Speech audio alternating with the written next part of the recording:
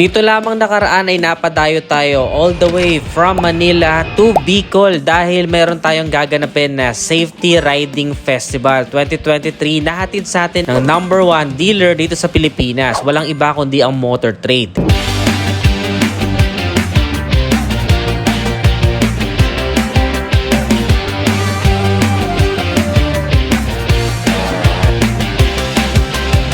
Dito nga ay pinag-isa nila ang malalaking motorcycle brands at ang mga riders para naman ma-promote natin yung tinatawag na safety riding na napaka-importante lalong-lalo na dahil dalawa lang ang gulong ng motorsiklo at mas prone ito sa aksidente. First thing in the morning ay nag-ride ang ating mga kamoto sa iba't ibang bahagi ng Bicol. Nakakatuwa na magsama-sama ang ganito karaming riders upang magsaya at magdiwang habang nai-exercise ang advokasiyang magmotor ng ligtas. Pagkatapos ng rides ay binuksan na ang gate para ma-enjoy ang iba't ibang booths galing sa ating mga napakalalaking brand ng motorsiklo dito sa Pilipinas. Dito nga sa mga booth na to ay ma-enjoy mo ang iba't ibang pakulo nila na games at syempre may mga pa-premyo nakaakibat sa bawat panalo. Wala ding uuwing luhaan dahil napakadaming pinaraffle na mga prizes para sa ating mga kamoto dito. Hindi pa dyan nagtatapos yan dahil nagkaroon din na dance contest para sa event na ito. At dito nga ay nasaksihan natin kung gaano katalentado at kasaya ang mga tao dito sa Bicol. Syempre sinamantala na rin natin ang pagkakataon para magbigay ng mga stickers at makapagpa-picture sa mga netizens nating nag-abang sa akin para dito sa Riding Festival 2023. Iba talaga pag sinabi ng Motor Trade na alaga ka dito dahil hindi lang magagandang motor ang inihahatid nila sa atin kundi pati yung safety riding. Andyan na nga ang mga helmets, riding gears, langis ng motor, top box, mga merch, at higit sa lahat, namigay din sila ng isang buong motorsiklo mismo. Opo, tama narinig ninyo dahil napakaswerte na mabibiyayaan ito. Grabe at napakainit ang pagtanggap sa akin ng mga netizens natin dito. Kaya maraming salamat po sa mga orago nating netizens. Mabuhay po kayong lahat. At syempre, hindi kayo magugutom dahil may pa-food din tong si Motor Trade. Nagustuhan ko nga yung pa-fishbowl nila at nakarami ako eh. Nag-enjoy din ang ating mga kamoto dahil sa napakagandang mga dinisplay na motorsiklo ng mga kababayan natin sa Bicol para sa motor show. Ang astig, grabe. Buti nga at nabiyayaan din kami ng magandang panahon para enjoyin ang event na ito. At di pa dyan nagtatapos dahil pagsapit ng dilim ay may nag-aabang pang mas magagandang mga mangyayari. Dito nga ay naimbitahan din tayo na magsalita sa stage upang mag-share ng aking mga personal safety riding tips sa ating mga kamoto dito sa Bicol. Pagkatapos naman nun ay nagsimula na ang napakasayang Battle of the Bands. Napakagaling ng mga nag-perform na banda dito, netizens. At syempre, ang pinaka-inaabangan na main event sa gabi ay ang pagkanta ng inimbitahan nilang artist. Walang iba kundi si Miss Barbie Almalbis. At dito nga talaga nabuhay ang mga kamoto natin dito sa Bicol at nagsuguran sila sa stage para makijamming sa napakagandang mga kantang inihandog sa atin ni Miss Barbie. Kitang-kita at bakas ang masaya sa mukha ng mga kamoto natin dito sa Bicol. At maging ako ay talagang nag-enjoy sa event na to dahil mula umaga hanggang gabi ay busog tayo sa activities at the same time na isa puso natin ang advocacy ng Motor Trade na safe riding. Talaga napanindigan nila yung sinasabi nilang basta sa Motor Trade, alaga ka dito. At ayun lang netizens, abangan nyo kami sa mga susunod pang events together with Motor Trade. Make sure naka-follow kayo sa kanilang Facebook page para magkita-kita pa tayo kung sakaling magkaroon ng event na malapit sa inyo. Again, this is Adriano. Always keep it cool and ride safe always.